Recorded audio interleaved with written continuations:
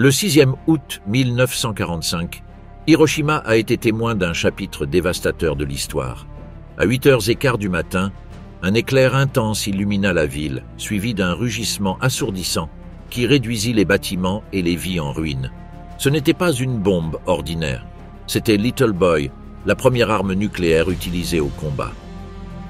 D'une hauteur d'environ 9500 mètres, le bombardier B-29 Enola Gay, sous le commandement du colonel Paul Tibbets, a largué la charge mortelle qui a explosé dans les airs à environ 600 mètres du sol. 3 jours plus tard, Nagasaki subit une deuxième attaque nucléaire. Fat Man, une bombe au plutonium, a explosé à 500 mètres du sol, détruisant une grande partie de la ville et tuant des milliers de personnes. Qu'est-il arrivé au corps de ceux qui ont été piégés dans le rayon de destruction? Et quel impact cet événement a-t-il eu sur les générations futures? La destruction immédiate. Hiroshima et l'impact du petit garçon. Le petit matin du 6 août 1945 marque l'un des épisodes les plus tragiques et décisifs de l'histoire moderne.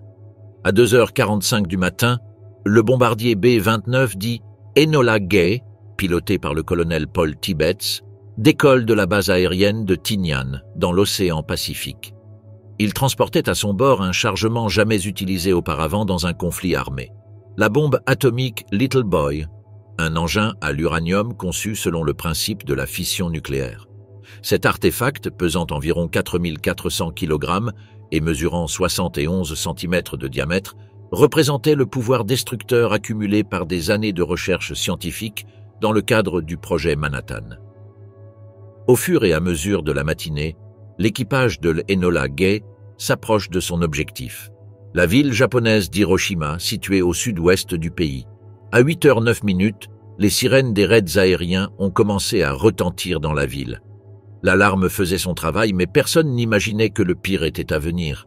Cependant, pour de nombreux habitants, ce bruit assourdissant était devenu une routine, et tout le monde n'a pas cherché un abri immédiat. 6 minutes plus tard, à 8h15, la bombe Little Boy a été larguée d'une hauteur de 9700 pieds, ce qui équivaut à environ 8960 mètres. Pendant les 43 secondes qu'il fallut pour descendre, la ville resta calme, inconsciente du cataclysme qui était sur le point de se déclencher. Finalement, la détonation s'est produite à 600 mètres d'altitude, à proximité du pont Aioi, marquant le début d'une catastrophe sans précédent. L'explosion a libéré une énergie équivalente à entre 13 et 15 kilotonnes de TNT, créant une boule de feu atteignant un diamètre de 274 mètres. La température à l'épicentre dépassait 3870 degrés Celsius, suffisamment pour pulvériser instantanément les matériaux et tissus humains. L'onde de choc, se déplaçant à une vitesse d'environ 1583 km/h, a tout dévasté sur son passage, détruisant des bâtiments, des véhicules et des arbres dans un rayon de plusieurs kilomètres. L'impact immédiat a été dévastateur. Plus des 2/3 des bâtiments d'Hiroshima ont été détruits ou gravement endommagés. On estime qu'environ 80 000 personnes sont mortes instantanément, beaucoup d'entre elles réduites à des ombres permanentes imprimées sur les surfaces en raison de l'intensité de la lumière et de la chaleur. Au cours des mois suivants, le nombre de morts a considérablement augmenté, atteignant un total de plus de 100 000 victimes, dues aux blessures et aux effets des radiations. Outre les destructions physiques, la bombe a déclenché une crise humanitaire sans précédent. Les rues de cette agglomération urbaine étaient remplies de débris, de corps calcinés et de personnes grièvement blessées qui cherchaient désespérément de l'eau et des soins médicaux. La plupart des hôpitaux et centres de santé ont été détruits, laissant les quelques survivants dans des conditions extrêmement précaires. Des pluies noires, précipitations chargées de particules radioactives, se sont abattus sur la ville, contaminant encore davantage l'environnement et entraînant des conséquences à long terme sur la santé de la population. Le design de Little Boy était simple, mais aussi terriblement efficace. Basé sur le modèle du type d'arme, il utilisait de l'uranium-235 comme matière fissile. Le tir d'un projectile à l'uranium contre un noyau solide du même matériau a déclenché une réaction en chaîne qui a libéré une quantité massive d'énergie en une fraction de seconde. Les conditions géographiques et atmosphériques d'Hiroshima ont amplifié l'impact de l'explosion. Entourée de montagnes, la ville agissait comme une chambre d'écho qui concentrait l'onde de choc et la chaleur, augmentant ainsi la destruction de la zone urbaine. En outre, la structure dense et relativement intacte de la ville, composée principalement de bâtiments en bois, a contribué au nombre élevé de victimes. En termes climatiques, la journée a été chaude avec des températures d'environ 30 degrés Celsius et une humidité proche de 80%. Le ciel généralement clair a permis à l'Enola Gay de viser avec précision, garantissant que l'impact se produisait exactement sur la cible prévue. Au niveau international, l'explosion de Little Boy a marqué un tournant non seulement dans la Seconde Guerre mondiale, mais aussi dans l'histoire des relations internationales et de la manière dont les guerres sont menées. La démonstration du pouvoir destructeur des armes nucléaires a soulevé de profondes questions éthiques et stratégiques, ouvrant un débat mondial sur l'utilisation et la prolifération de ces technologies. Dans le même temps, cela a fait des États-Unis une superpuissance à l'ère nucléaire, modifiant à jamais l'équilibre des pouvoirs mondiaux. Ainsi, le 6 août 1945, elle est passée en quelques secondes d'une ville prospère à un champ de désolation. Un autre jour de dévastation. Nagasaki et la fin de la Seconde Guerre mondiale. Mais la tragédie ne les a pas seulement touchés. 3 jours plus tard, une bombe atomique appelée Fat Man était larguée sur la ville japonaise de Nagasaki. Cette attaque marque le point culminant des événements qui conduisent à la fin de la Seconde Guerre mondiale. Le contexte, les détails techniques, les circonstances de l'attaque et ses conséquences dévastatrices constituent un récit profondément choquant de ce moment historique. L'objectif initial de l'incendie n'était pas ce site, mais Kokura, une ville d'une grande importance militaire et industrielle pour l'effort de guerre japonais. Et l'objectif initial abritait d'importantes installations pour la production d'armes et de munitions, ce qui en faisait une cible stratégique. Cependant, lorsque le jour de l'attaque est arrivé, la ville était recouverte d'épaisses couches de brouillard et de fumée, rendant difficile l'identification visuelle de la cible. Cela contraint l'équipage du bombardier B-29 Boxcar, commandé par le major Charles Sweeney, à se dérouter vers Nagasaki, cible secondaire préalablement sélectionnée. Sans être l'objectif premier, il avait une importance militaire importante en raison de ses installations de fabrication de torpilles et autres composants essentiels à la machine de guerre japonaise. La ville abritait également les installations du conglomérat Mitsubishi, qui jouait un rôle crucial dans la production d'armes. La bombe Fat Man, une arme sophistiquée au plutonium basée sur une conception à implosion, pesait environ 4 tonnes et demie. Son mécanisme impliquait la compression d'une sphère de plutonium par la détonation simultanée d'explosifs de haute précision, provoquant une réaction nucléaire en chaîne.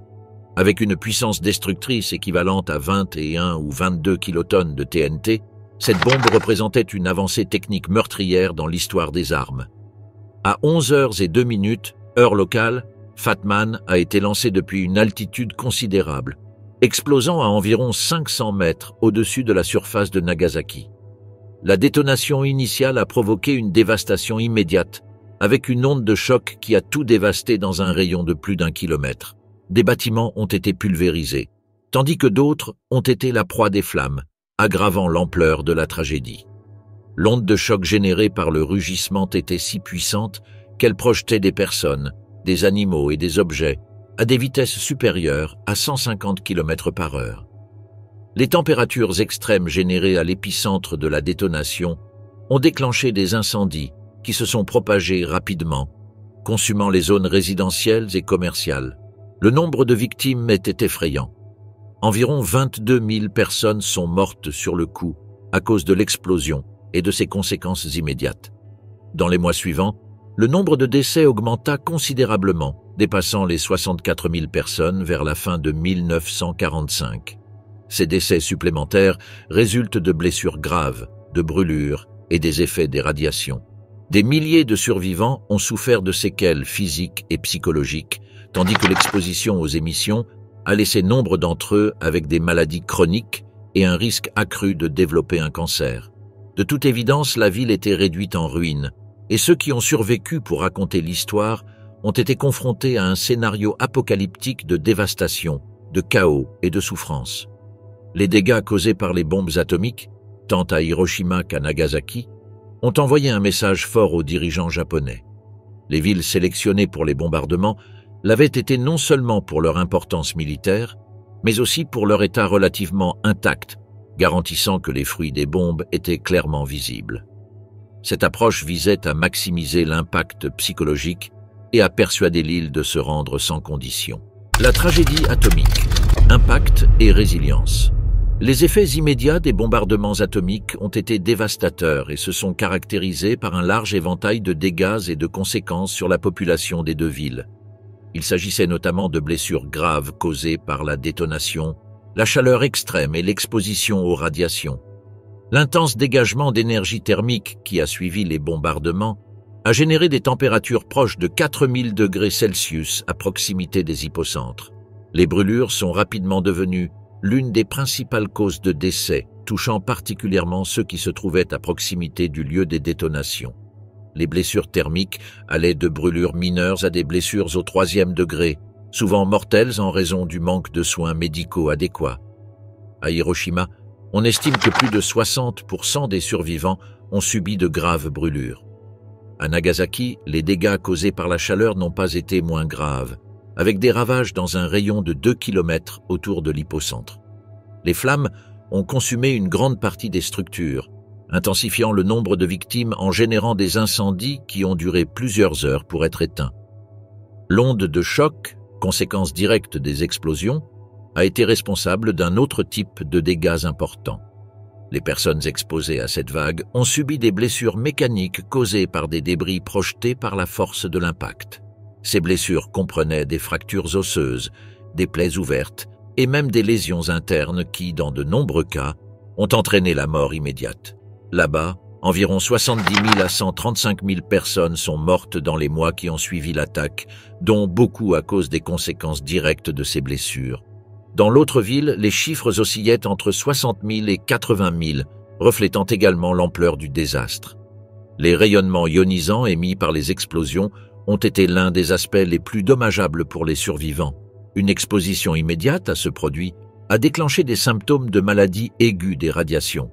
Cette dernière survient lorsqu'une personne est exposée à une dose élevée d'émissions ionisantes, généralement supérieure à 100 millisievert, et provoque des symptômes tels que des nausées, des vomissements, une perte de cheveux et, dans les cas graves, la mort par défaillance d'un organe ou hémorragie interne.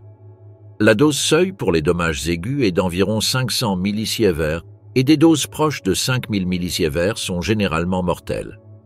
Dans les premières semaines qui ont suivi les bombardements, les survivants ont commencé à souffrir de vomissements, de nausées, de diarrhée, de saignements et de perte de cheveux.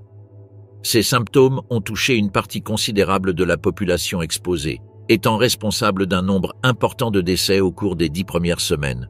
Plus de 15% des décès survenus au cours de cette période étaient directement liés aux conséquences des radiations. Beaucoup en ont subi de graves dommages, entraînant une destruction massive de leurs cellules. Ces dommages ont entraîné une perte critique de leucocytes et de plaquettes dans le sang, réduisant considérablement les chances de survie. Le traitement de ces patients comprenait des thérapies antimicrobiennes et un soutien au fonctionnement de la moelle osseuse, essentiel pour remédier au manque dévastateur de composants sanguins. Outre les résultats immédiats, l'exposition à l'éblouissement ionisant augmente le risque à long terme de divers types de cancers. Des études menées sur des survivants des bombardements atomiques, comme la Lifespan Study, ont montré que la probabilité de développer un cancer radio-induit augmente proportionnellement à la dose reçue. Les effets stochastiques, qui ne sont pas immédiatement visibles et peuvent apparaître des années plus tard, comprennent des mutations génétiques et le développement de cancers dus à des défaillances des mécanismes de réparation cellulaire. En fait, les taux de leucémie ont commencé à augmenter de manière significative environ 5 ans après les attentats à la bombe. Par la suite, on a également constaté une augmentation notable des cas de tumeurs solides, comme les cancers du sein, du poumon et de la thyroïde. De plus, des cataractes et d'autres problèmes de santé associés à une exposition prolongée aux émissions ont été documentés. Les enfants des femmes enceintes exposées aux explosions couraient un risque élevé de malformations congénitales et d'autres problèmes de développement. En revanche, Les radiations ont des conséquences très différentes selon l'âge des personnes exposées. Dans ce domaine, les enfants et les adolescents ont fait preuve d'une plus grande sensibilité. Chez les enfants de moins de 10 ans, par exemple, le risque de développer une leucémie est multiplié par 100 par rapport aux adultes. Le taux de leucémie a culminé 6 à 8 ans après les bombardements. Et pour chaque unité de dose de rayonnement reçue, exprimée en Gray, le risque de développer une leucémie était multiplié par 70 chez les enfants, tandis que chez les adultes seulement il doublait. En plus de la leucémie, les enfants présentaient une incidence plus élevée de tumeurs solides, telles que le cancer du sein, de l'estomac et de la thyroïde, les cas étant d'autant plus fréquents que les enfants étaient jeunes au moment de l'exposition. Chez les adultes, le risque de développer un cancer augmente également, mais dans une moindre mesure que chez les enfants. Dans leur cas, le risque de leucémie pour chaque grille de rayonnement n'était que le double. De plus, les adultes qui y étaient exposés présentaient un risque plus élevé de maladies cardiovasculaires, la probabilité de développer ces affections augmentant en fonction de la dose d'effulgence reçue. À long terme, les survivants des bombardements couraient environ 1,5 fois plus de risques de développer un cancer solide que la population générale. Outre leurs effets physiques, les bombardements ont eu de profondes conséquences psychologiques et sociales. Le traumatisme vécu par chacun d'eux s'est traduit par des niveaux élevés de stress post-traumatique, de dépression et d'autres troubles mentaux. La destruction des villes, ainsi que la perte d'êtres chers et de moyens de subsistance, ont rendu de nombreuses personnes extrêmement vulnérables. Destruction immédiate. La crise médicale après les bombardements. Comme cela a été démontré jusqu'à présent, après les bombardements atomiques d'Hiroshima le 6e août 1945 et de Nagasaki, 3 jours plus tard seulement, la situation sanitaire dans les deux villes a été sérieusement affectée. Et comme prévu, la combinaison de brûlures, de blessures mécaniques et de radiation a provoqué l'effondrement du système de santé local. Dans les premières heures qui ont suivi les bombardements, les infrastructures médicales des deux villes ont été pratiquement détruites, ce qui a grandement compliqué les efforts de prise en charge des survivants. La ville abritait quelques institutions dédiées à la santé. Par exemple, l'hôpital d'entraide militaire de Hiroshima, ouvert à peine 3 ans plus tôt, offrait des soins aux soldats et à leurs familles. De l'autre côté de la ville, l'hôpital préfectoral d'Hiroshima, vieux de plus d'1 siècle, servait de refuge aux civils en quête de soins médicaux. Pendant ce temps, les premiers et deuxièmes hôpitaux militaires d'Hiroshima faisaient office de bastion sur le terrain pour le personnel militaire. Ces hôpitaux ont non seulement soigné les blessures physiques, mais ont également fourni un soutien émotionnel aux personnes confrontées aux conséquences du conflit. Dans ce contexte, les travailleurs de l'hôpital de la Croix-Rouge se préparaient à offrir leur aide dans les moments difficiles. Même s'ils ne le savaient pas à ce moment-là, ils viendraient. C'étaient quelques-uns des établissements de santé les plus célèbres d'Hiroshima. Eh bien, le 6e août 1945, les bâtiments se sont effondrés comme des châteaux de cartes. Parmi eux, les hôpitaux qui étaient autrefois des refuges sont devenus des ruines fumantes. L'hôpital d'entraide militaire a été pratiquement détruit et l'hôpital préfectoral complètement anéanti. Les survivants se sont retrouvés piégés dans un cauchemar. Ceux qui s'étaient rendus dans les hôpitaux à la recherche de soins médicaux étaient désormais victimes du chaos. Les installations regorgeaient de blessés et de malades, mais le personnel médical était confronté à sa propre tragédie. Beaucoup ont été blessés ou ont perdu la vie dans l'explosion. Dans cette ville, environ 90% des médecins et du personnel infirmier ont été tués ou grièvement blessés, laissant la ville avec une capacité minimale pour soigner les blessés. Sur les 298 médecins qui exerçaient dans la ville, seuls 73 ont survécu, et dans le plus grand hôpital de la ville, sur 30 médecins, 6 seulement ont pu continuer à travailler. En outre, on estime que 42 des 45 hôpitaux étaient hors service, et la population était complètement dépassée par l'ampleur de la tragédie. Cela a entraîné une mortalité très élevée, car les blessés n'ont pas pu recevoir de soins médicaux adéquats pour traiter à la fois les blessures physiques et les conséquences de l'émission. On estime qu'à la fin de 1945, entre 140 000 et 200 000 personnes étaient mortes dans les deux villes, à la fois à cause des effets directs des détonations et du mal des radiations. La situation à Nagasaki était similaire, même si les chiffres exacts du nombre de médecins et du personnel médical décédés ne sont pas aussi détaillés qu'à Hiroshima. Cependant, il semblerait que l'université de médecine de Nagasaki et ses cliniques aient été gravement touchées et qu'environ 1 millier de médecins, d'étudiants en médecine et de personnel de santé, y compris des patients, aient perdu la vie dans l'explosion. Après les bombardements, les premières mesures de soins ont été prises par les organisations humanitaires, notamment la Croix-Rouge japonaise et le Comité international de la Croix-Rouge. Ces organisations ont mobilisé du personnel et des ressources médicales travaillant dans des conditions extrêmes pour venir en aide aux blessés. Malgré les efforts déployés en raison du manque de ressources et d'une dévastation généralisée, les conditions dans les hôpitaux improvisés n'en étaient pas moins précaires. Le service s'est concentré sur le traitement des brûlures, des plaies ouvertes et des maladies aiguës causées par les radiations, mais le nombre de blessés était si important que les efforts médicaux n'ont pas permis d'éviter un taux de mortalité élevé, en particulier parmi ceux qui souffraient de la dernière des 3 maladies mentionnées. Pour soigner leurs problèmes de santé, beaucoup ont été contraints de quitter leur ville dévastée à la recherche de soins médicaux et d'une nouvelle vie. Au cours de leur voyage, certains ont déménagé vers d'autres villes, cherchant à échapper à l'ombre de la stigmatisation qui les accompagnait. Au fil du temps, des centres de traitement ont été créés pour soigner les survivants qui continuaient à faire face à des problèmes de santé à long terme. Le gouvernement japonais a mis en œuvre plusieurs politiques pour les aider. En 1956, le pays crée des hôpitaux spécialisés à Hiroshima et en 1969, dans la deuxième zone bombardée, opérée par la Croix-Rouge japonaise. Ces hôpitaux fournissaient des soins gratuits aux hibakusha et les frais de traitement étaient couverts par l'État. Malgré ces efforts louables, cela n'a pas suffi à couvrir tous les besoins, car les listes d'attente pour les services médicaux étaient longues et la demande dépassait la capacité des hôpitaux. En outre, le nombre de survivants de la bombe atomique nécessitant des soins médicaux reste élevé, ce qui exerce une pression énorme sur le système de santé. Hibakusha, des vies marquées par les rayonnements. Les attaques nucléaires des 2 jours ont provoqué des destructions sans précédent et ont laissé les survivants, connus sur l'île sous le nom de hibakusha, confrontés à des conséquences physiques et psychologiques qui perdurent encore aujourd'hui. Les expériences de chacun d'eux révèlent des souffrances indicibles, tant en termes de pertes personnelles que de conséquences à long terme sur leur santé et leur bien-être. Sadae Kasaoka était une jeune écolière vivant à Hiroshima lorsque la bombe atomique est tombée sur cette ville. À seulement 12 ans, il a fait l'expérience directe de la dévastation massive de la bombe.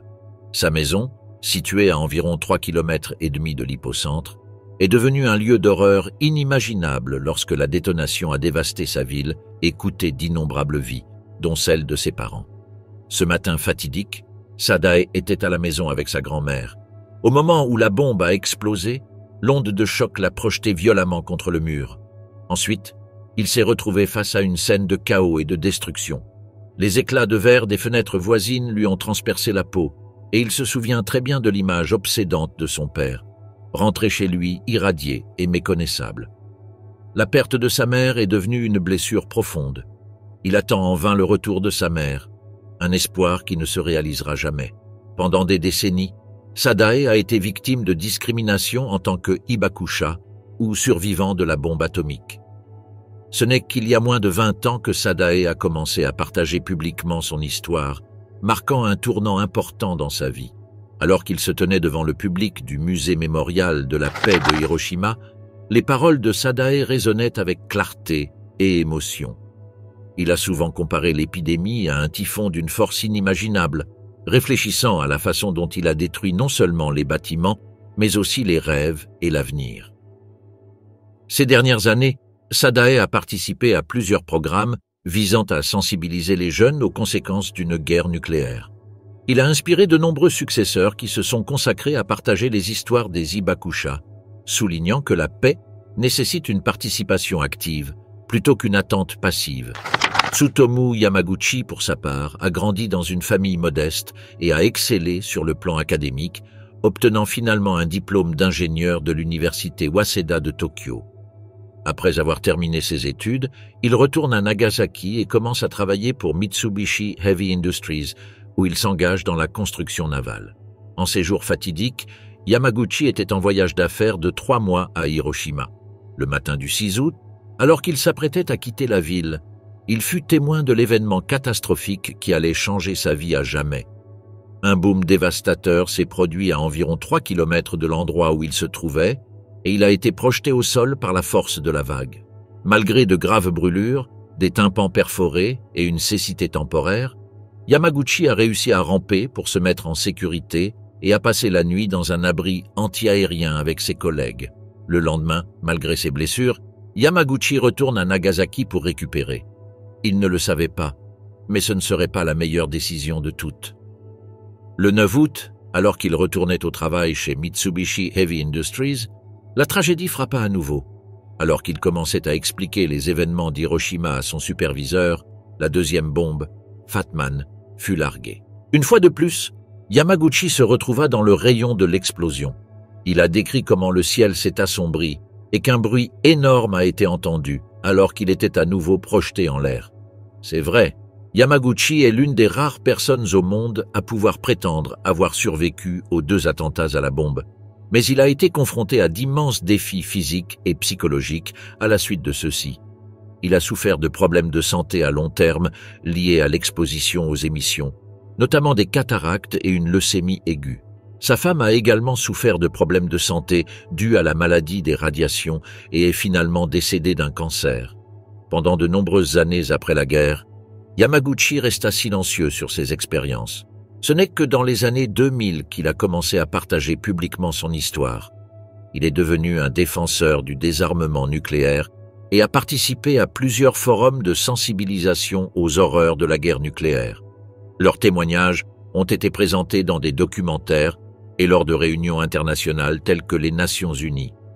En reconnaissance de son statut unique de survivant des 2 bombardements atomiques, Yamaguchi a été officiellement reconnue par le gouvernement japonais en 2009. Elle est devenue un symbole de résilience et une voix puissante contre les armes nucléaires jusqu'à sa mort d'un cancer de l'estomac, le 4 janvier 2010.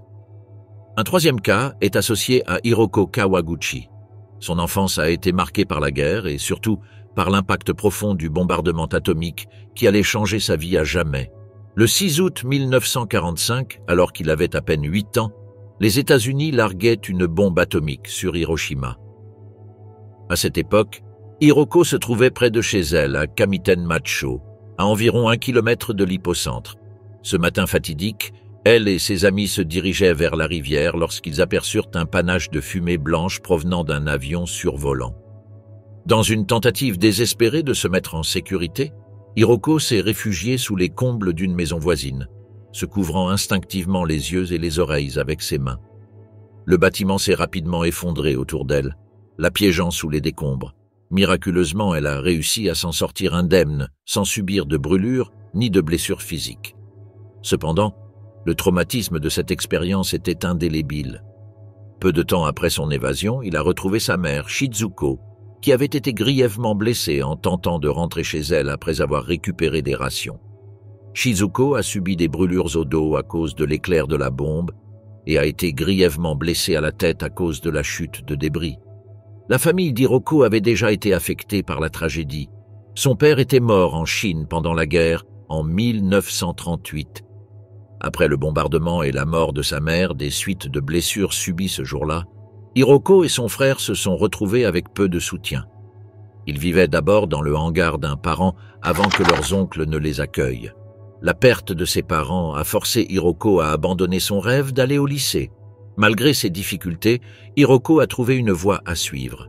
À 20 ans, il s'inscrit à l'école de comptabilité et obtient un certificat de comptabilité tout en aidant son oncle dans son entreprise de fabrication de meubles. Cette période de sa vie lui a apporté un certain bonheur au milieu des tristesses persistantes de la perte. Elle s'est mariée 2 ans plus tard et était mère de 2 enfants, accueillant finalement 5 petits-enfants et 2 arrière-petits-enfants dans sa famille. Cependant, la vie a continué à mettre à l'épreuve la résilience d'Hiroko. En 1990, on lui a diagnostiqué un cancer de la thyroïde, reconnu comme une conséquence directe de la bombe atomique.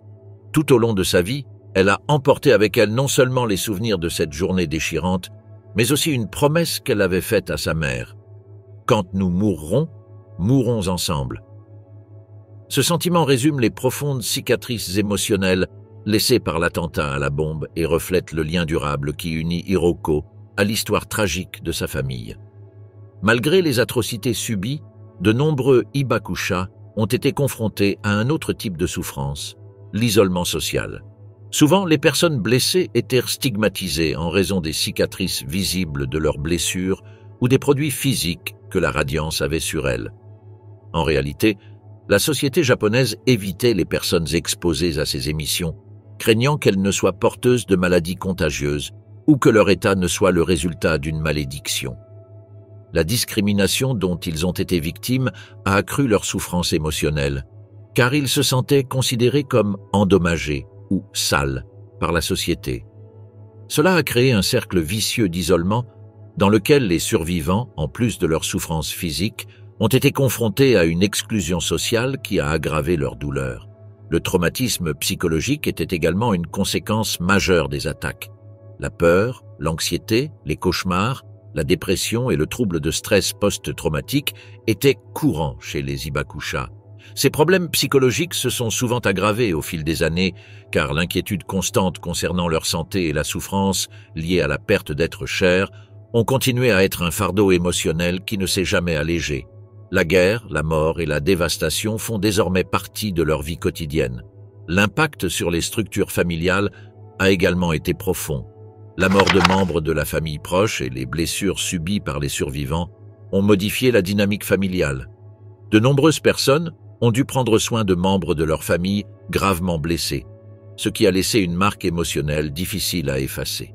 Le soutien social, bien que présent dans certains cas, n'a pas suffi à atténuer les souffrances de ceux qui ont tout perdu en quelques minutes. Restructurer leur vie dans un contexte de destruction massive a été un processus douloureux, long et complexe. De même, retrouver le soutien économique représentait un défi de taille. La dévastation des villes et la destruction des moyens de production et des infrastructures de travail ont laissé de nombreux survivants sans source de revenus. Les aides de l'État, bien que parfois présentes, ont été insuffisantes et ont mis du temps à arriver. L'incertitude économique était une constante au cours des années qui ont suivi l'attaque.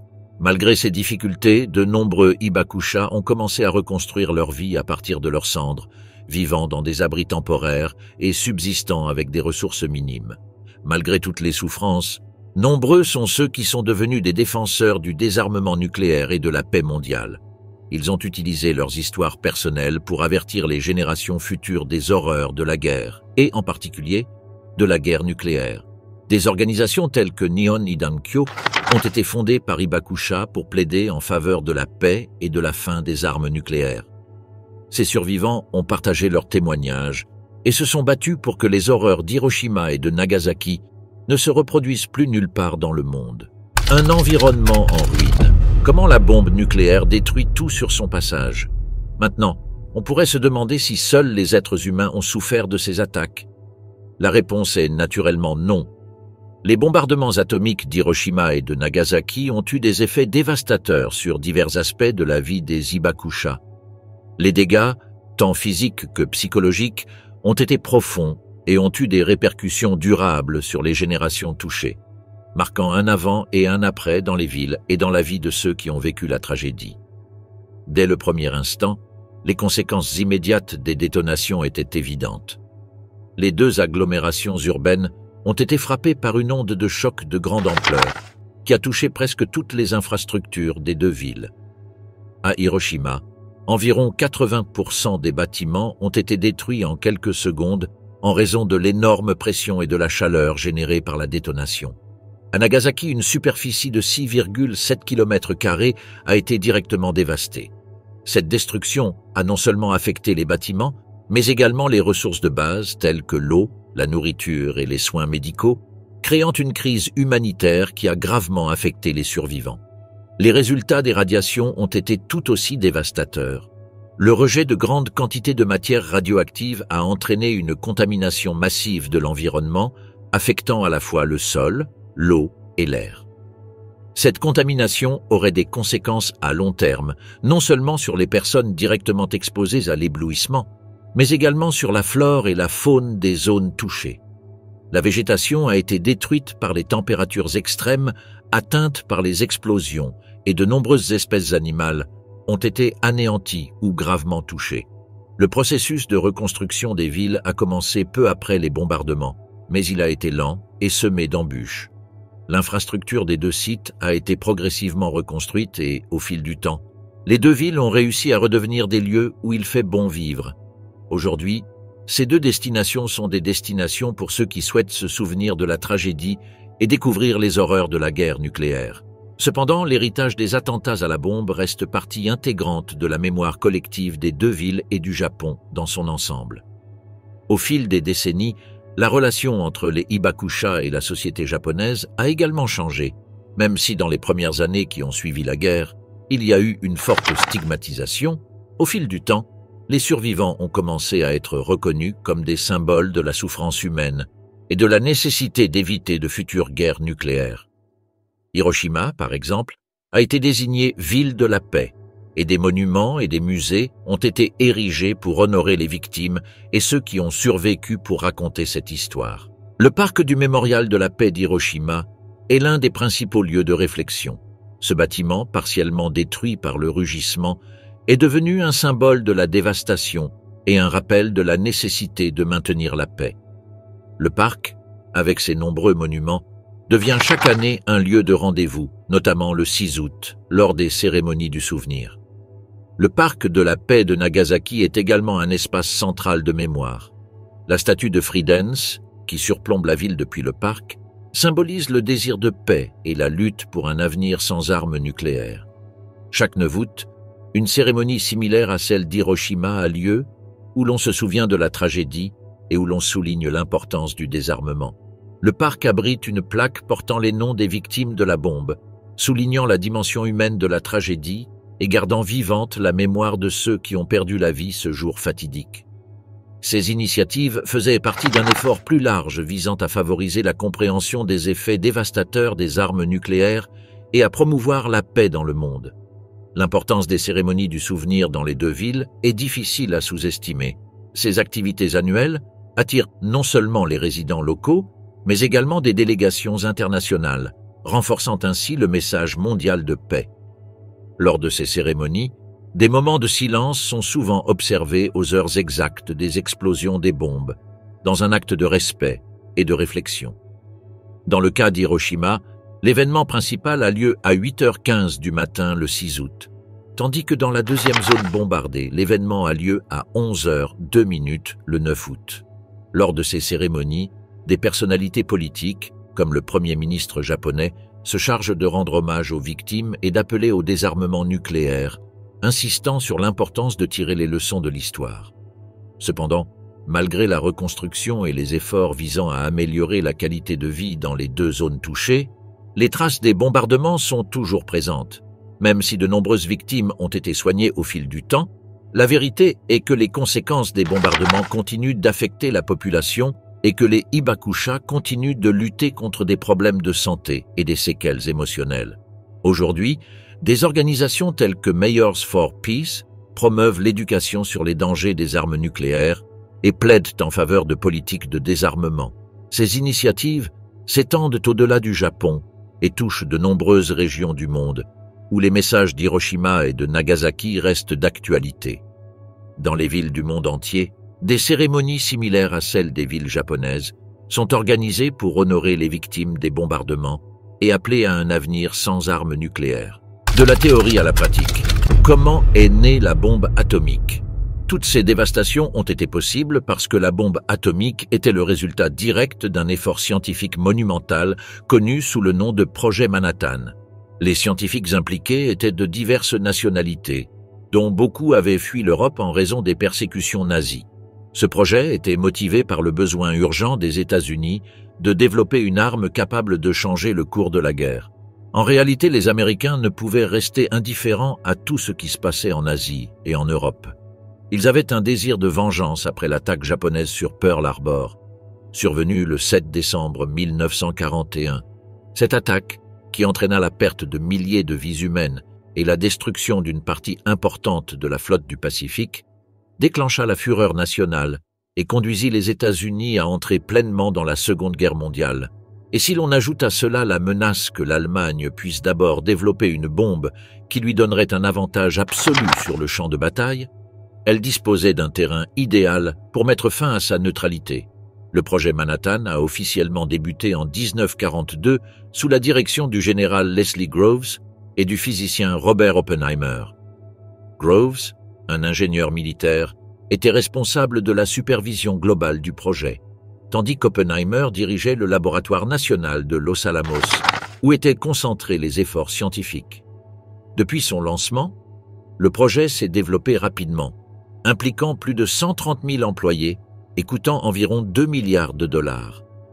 La majeure partie du budget a été consacrée à la construction d'installations et à la production de matières fissiles, comme l'uranium et le plutonium. L'une des étapes clés du développement de la bombe a été la construction du premier réacteur nucléaire au monde, connu sous le nom de Chicago Pile 1. Cette avancée a permis aux scientifiques de mieux comprendre les réactions nucléaires nécessaires pour créer une explosion atomique. Au fur et à mesure que le projet avançait, 2 modèles principaux de bombes atomiques furent retenus. Un à base d'uranium-235, appelé Little Boy, et un autre à base de plutonium-239, appelé Fat Man. Le 16 juillet 1945, le premier essai réussi d'une bombe atomique a eu lieu à Alamogordo, au Nouveau-Mexique. À 5h29 et 45 secondes du matin, une lumière intense illumina le ciel, créant un nouveau soleil qui se leva rapidement. La détonation a généré un champignon atomique atteignant plus de 12 km de hauteur. Ce test, connu sous le nom de Trinity, a démontré que la conception de l'implosion fonctionnait correctement et libérait une énergie équivalente à environ 20 kilotonnes de TNT. Le rugissement était si puissant qu'il a laissé une marque indélébile dans l'histoire et a confirmé que les efforts du projet Manhattan avaient porté leurs fruits. Ils avaient entre leurs mains l'une des armes les plus puissantes et meurtrières jamais créées. Avec la capitulation imminente de l'Allemagne en mai de la même année, les dirigeants américains ont commencé à planifier l'utilisation de bombes atomiques contre le Japon. La décision n'a pas été facile. Des débats ont eu lieu sur la question de savoir si l'utilisation des bombes serait nécessaire pour forcer une capitulation rapide ou s'il pourrait y avoir des alternatives moins destructrices. Cependant, alors que les forces américaines continuaient de bombarder les villes japonaises avec des armes conventionnelles sans parvenir à une capitulation effective, il devenait de plus en plus probable que des bombes atomiques soient utilisées. Eh bien, c'est ainsi que les Américains ont procédé et le reste appartient à l'histoire. La Seconde Guerre mondiale s'est terminée avec la capitulation du Japon, mais pas avant de laisser un long mémorial de morts.